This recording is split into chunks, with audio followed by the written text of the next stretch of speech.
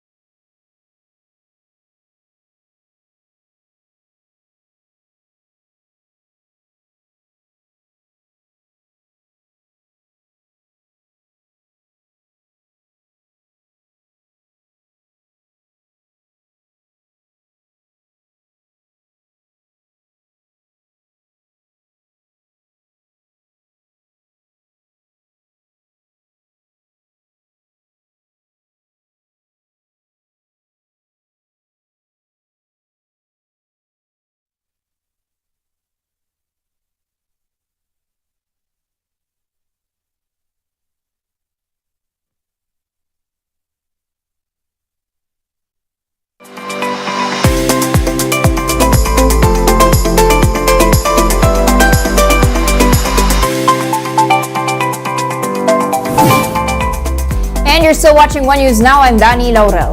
The Philippines dropped 9 spots in the latest economic freedom ranking by a US-based think tank.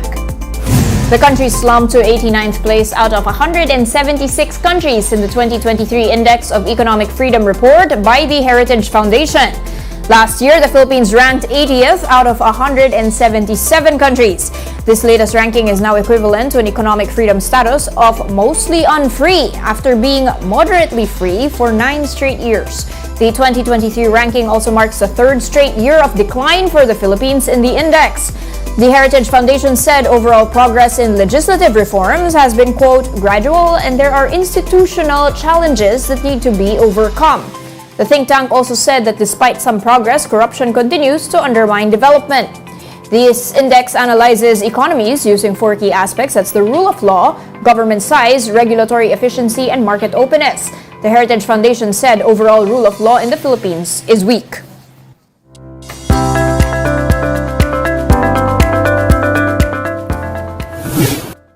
A unit of Metro Pacific Tollways has inked a deal with a China-based company for the second phase of the Cavitex C5 Link Segment 2. MPTC says its subsidiary Cavitex Infrastructure tapped China Road and Bridge Corporation to start the project's construction.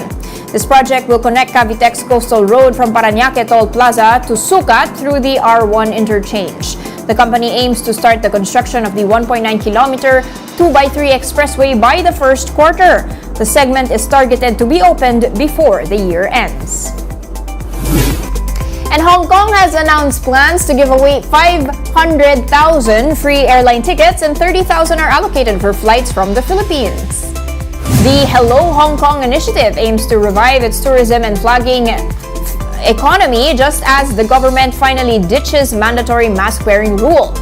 Those who plan on traveling to Hong Kong may enter their names into the flight ticket lottery via the World of Winners splash page. Now for the Philippines, 20,400 tickets would come from flag carrier Cathay Pacific, while the rest are under Hong Kong Airlines.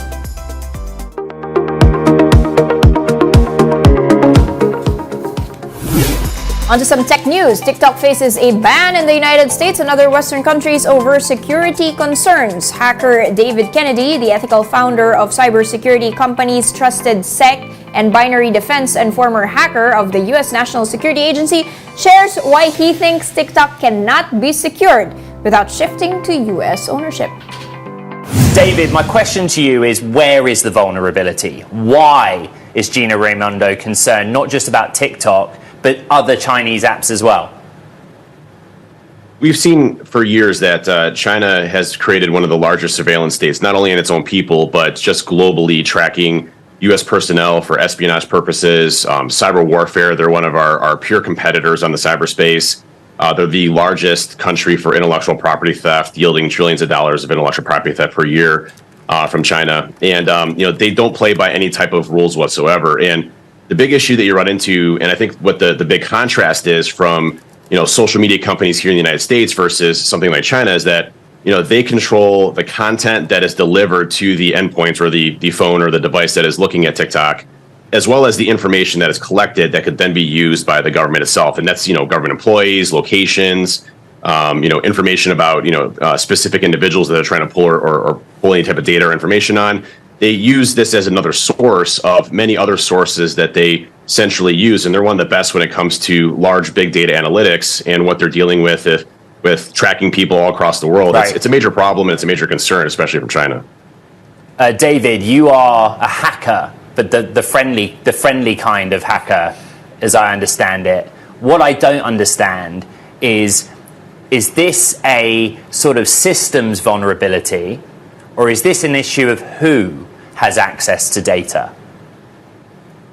It's a combination of both, actually. So if you look at ByteDance, which is the subsidiary company that is out of Beijing specifically, they control the code that goes into the devices. Now Apple, for example, has a pretty stringent policy around inspecting source code and things like that. Google a little bit more on the open side.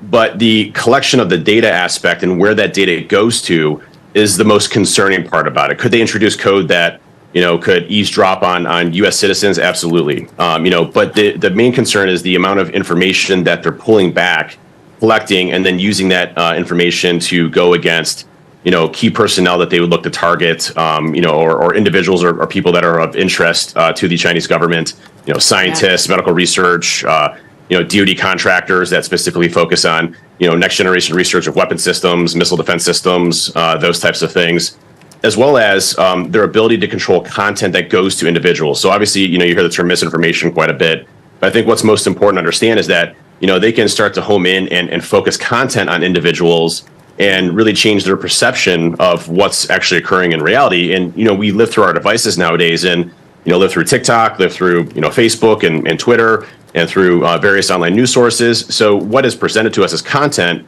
is typically our worldview on what's actually happening out there. So can you curb, public opinion based on the content that's coming out of TikTok? And that's absolutely possible.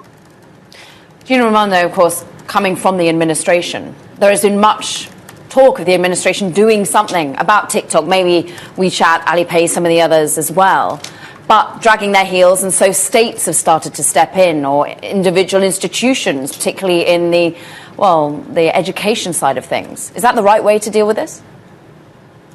The outright of banning of TikTok is an interesting, and other Chinese-owned companies is an interesting dilemma. I think, what just recently happened with banning it within government employees is a solid one. We removed Huawei from being able to be purchased here in the United States, specifically on military bases and installation, can't have hardware in those facilities, which is a Chinese-based company. And there's been direct intelligence that have shown Huawei has, worked on behalf of the Chinese government for intellectual property theft in other areas. The interesting part is, does the federal government play a role in what the U.S. Citizens can and cannot do? And I think that's a pretty large discussion, heavy discussion to have. They've largely stayed away from that. And I think you're looking at states kind of looking at, personal information is really important. It's not just TikTok, for example. I mean, social security numbers, your personal data that's stored within corporations. The EU does this very well with protecting personal information. So, I think states are looking at this and saying, can we look at this as a personal information issue, a privacy issue, and can we put controls in place that hold, that holds ByteDance specifically accountable for where that data is stored and how it's protected, not necessarily banning it. I think that's probably a better measured approach to say, this data has to stay here.